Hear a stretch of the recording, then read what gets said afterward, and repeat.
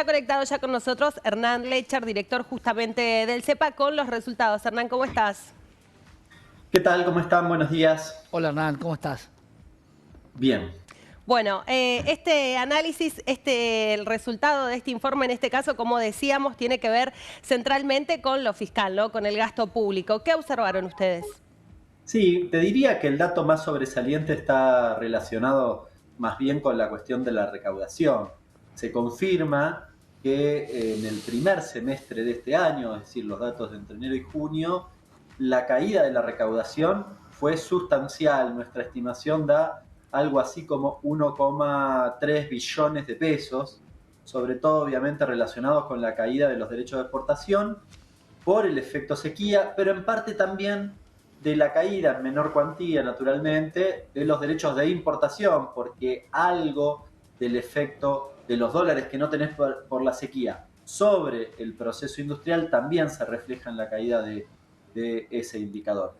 Es más, diría que los anuncios de este último fin de semana están relacionados con compensar esa caída brutal de recaudación. De hecho, se hablaba de que las medidas recientemente anunciadas implicarían un incremento de recaudación equivalente a la caída que recién mencionaba. A esta altura del partido, y los datos del informe también dan cuenta de esto, el efecto de la caída de la recaudación en derecho de exportación en el mes de junio han sido un poco más moderados y da la impresión que empezás a salir de ese escenario de impacto de la sequía en la recaudación.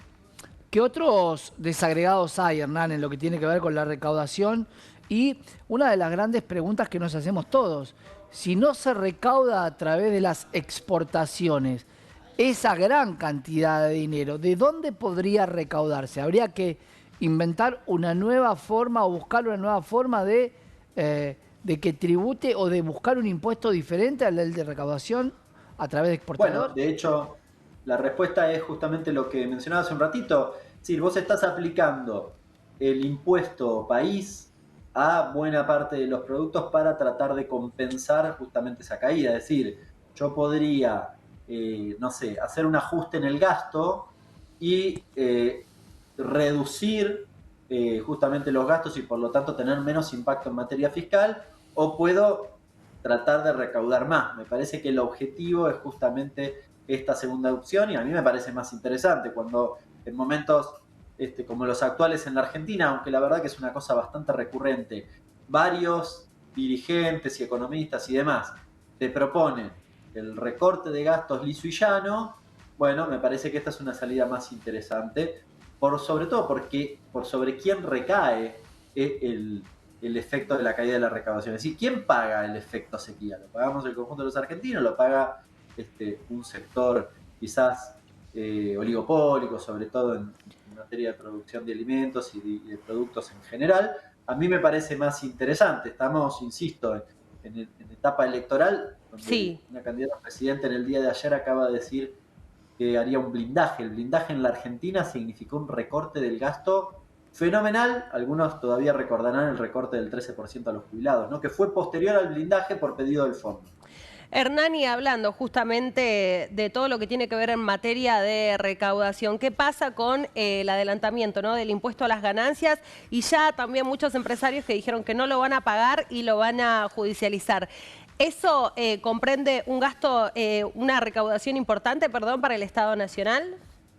Y efectivamente, y además recae solo sobre 200 contribuyentes, con lo cual no tiene impacto. Esa quizás es la medida más importante en relación a esto que mencionaba, es decir, ¿quién paga el efecto sequía? Y lo van a pagar con esa medida aquellos que han ganado o que han tenido ganancias y que adelantan. A ver, el adelantamiento de ganancias es una herramienta que ya tiene la FIP y que tiene un esquema predeterminado. En el caso de las sociedades es un adelanto de 25% y 9 cuotas similares de 8,33, si no me equivoco, a lo largo del año. Lo que hace la medida es adelantar parte de ese pago de ganancias a cuenta del impuesto a las ganancias. Sí. Sencillamente eso. Hay un efecto, diría, que tiene que ver con el impacto de una inflación elevada, que en el adelantamiento del pago del impuesto, bueno, en este caso el erario público se ve beneficiado. Entonces, y de nuevo, tiene un impacto muy chiquitito sobre la cantidad de empresas no me sorprende que vayan a la justicia, lo hicieron con el aporte extraordinario, lo hicieron con esta misma medida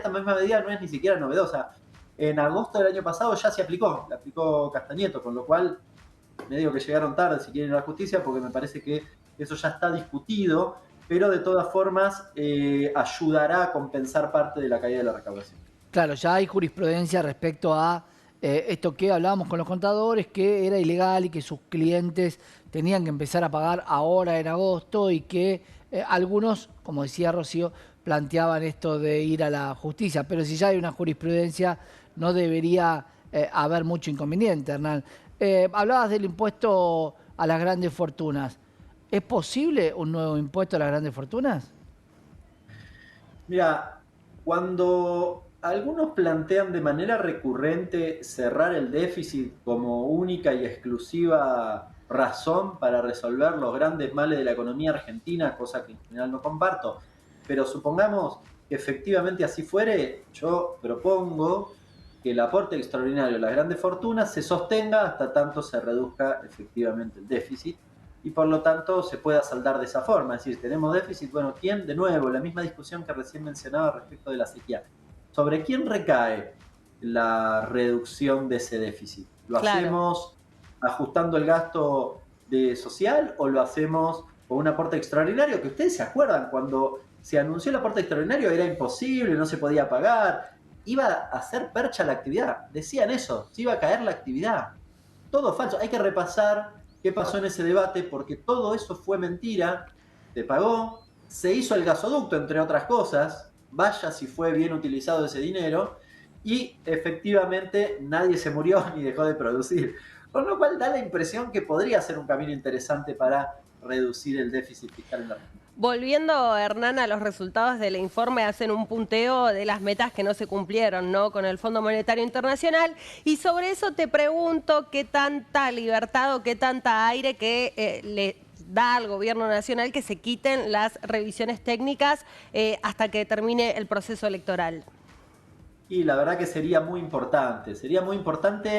Acá podemos especular, yo voy a dar mi respuesta más política, si se quiere. A mí me da la impresión que la revisión del fondo en momentos electorales básicamente implica que el organismo se inmiscuya en la política local de nuestro país. La presión que ejerce hoy sobre el equipo económico para operar una devaluación del 100%, evidentemente, que además, por cierto, coincide mucho con la propuesta de la oposición, evidentemente implica hacer el trabajo sucio que ellos creen que hay que hacer y la oposición también. Por eso me parece que el corrimiento de las dos revisiones o la aprobación, el waiver, el mecanismo que sea, le permitiría a la Argentina un debate de cara a la cuestión electoral mucho más razonable, si se quiere, sin estar atravesados por esta cuestión. Yo, ustedes ya lo saben, soy de aquellos que creen que el próximo gobierno